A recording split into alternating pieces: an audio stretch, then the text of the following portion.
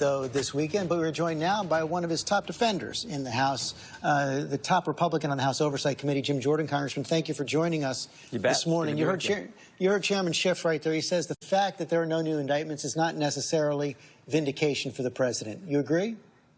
Well, we got to read the report, but what I do know is to date, not one bit of evidence to show any type of coordination, collusion, conspiracy between the Trump campaign and Russia to influence the election. And that was the charge, George, when this thing started almost 2 years ago. The Democrats were all saying that the president of the United States worked with a hostile foreign country to steal the election. And again, there's not been one bit of evidence to suggest that any of that happened. Well, there's been a fair amount of evidence that 14 associates of Trump had over 100 contacts with the Russians, even though you're quite right, there was no charge of conspiracy. Does any of the information that's been revealed about those contacts or about the fact that so many in the Trump world lied about those contacts concern you? Well, I mean, look, the central charge of the special counsel was to see if there was conspiracy, coordination, or collusion between the Trump campaign and Russia to impact the election. As I've said, that was the focus of the entire special counsel investigation. We've not seen any of that. And again, remember, this is Bob Mueller. This was the guy the Democrats and the Republicans, everyone in town said, this is the guy we need for the job. He is the best person we can pick. He is right next to Jesus. He can almost walk on water. This is the guy, and he will have the definitive statement on that fundamental question. We'll see the report, but all indications are that there's not going to be any finding of any collusion whatsoever. How about the other concern that one of the other concerns that Chairman Schiff raised right there, the fact that President Trump might be compromised because he was pursuing that Trump Tower in Moscow during the campaign, not telling the truth about it, may still be pursuing it today? Come on, George. I mean, look, here's what's happened. They don't think this Mueller report's going to be the bombshell they all anticipated it was going to be. So now they're launching all kinds of other charges, all kinds of other investigations. They bring in Michael Cohen a few weeks ago. This was their first big hearing, their first star witness, their first announced witness of the 116th Congress, a guy who's going to prison in 6 weeks for lying to Congress. They bring him in, and what does he do? He lies again. We think at least 7 times under oath in front of the Congress again. So that didn't work for him. Now what's Chairman Nadler do? 81 different letters to 60-some different individuals, starting a whole new fishing expedition. This is how they operate. So if it's not the bombshell they wanted, they bring in Cohen. That doesn't work. That hearing is a flop. Then they go with Chairman Nadler and 81 different letters sent out there. This is how the Democrats are going to operate. We just got to be used to it and understand that that's where they're going to go. Do you stand by your vote that the country should see, Congress should see the entire Mueller report? The Attorney General was clear in his letter. It was a short letter Friday, but there was a lot of important things he said in there. He said he's going to consult with Rod Rosenstein. He's going to consult with the special counsel, Bob Mueller, and he's going to release as much as he possibly can, consistent with the law. I think the Democrats should be, that should be what we all want, an attorney general who operates according to the law. So I'm for erring on the side of transparency. But you voted to have the whole thing released. You didn't have those qualifications in the vote. Yes, we did, consistent with the law. That's what we want. And I think the Democrats would want the same thing, too. But I'll tell you this, George, if he's going to release all the information, then I want all of it released. I want those 302s. I want the conversations between Bruce Orr and Christopher Steele, the guy who wrote the dossier, Glenn Simpson, the guy the Clinton campaign hired to put the dossier together. I want all those conversations that Bruce Orr had with Glenn Simpson, Christopher Steele, those recorded, those notes from the FBI.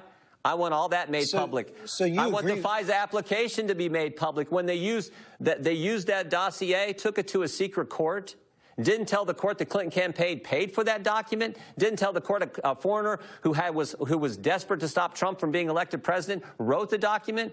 I want that information released too. So if they're going to release everything, let's release it all. Well, let's just be clear on that then. So you agree with the Democrats, all the underlying documents should be released top to bottom. The Mueller report should be released. We've just gone through the special counsel regulations. There's nothing in the law that precludes the Attorney General from releasing all of that.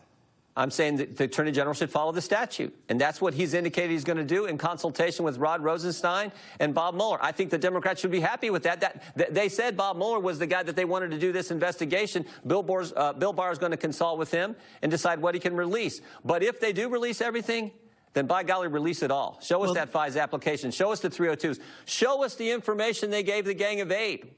The Gang of Eight, with Adam Schiff was a part of that. The Gang of Eight, when they talked to them way back when about this dossier and about what took place at the FISA court and about the start of this counterintelligence investigation. Show us all that information, too. The American people deserve. We've asked for that information to be made public a long time ago, because that goes to what these top people, this cabal at the top of the FBI, what they did when they launched this thing clear back in the summer and fall of 2016 before the election. The president could order all this released on his own, all of it declassified on his own. Will you urge him to do that? I've urged him to release the stuff I just described. I sure have. The stuff that Jim Comey, Andy McCabe, Jim Baker, Lisa Page, Peter Strzok, all the stuff that they had started with the dossier and all the stuff that they had started initially with this investigation prior to the election. I've urged him to do that. Will you urge him to order the release of the Mueller report as well? Again, that's the Attorney General's call, and he's going to do that consistent with the law. All I'm saying is, if the Democrats are going to call for all that to be released, then they should call for everything to be released. I'm asking you a different question now. The president has this authority. Are you asking the president to order the release of the Mueller report? That's the president's call. He said he wants it to be made public. He said that the other day when he was walking, I think, out in front of the press. I think last Wednesday he said that. So that's the White House's call. You mentioned the hearing with Michael Cohen a couple weeks back. As we know from the Southern District of New York, they concluded that President Trump was individual one who directed Michael Cohen to make those hush money payments to influence the election, essentially directed a felony. Does that concern you?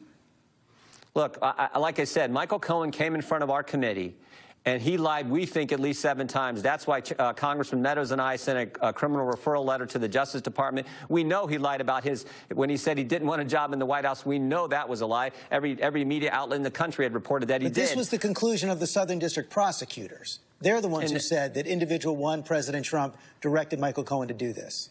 Well, I mean, and they have their investigation that they're doing in the Southern District of New York. What I choose to focus on is the fundamental charge of the special counsel was to look at collusion. We have not seen any of that.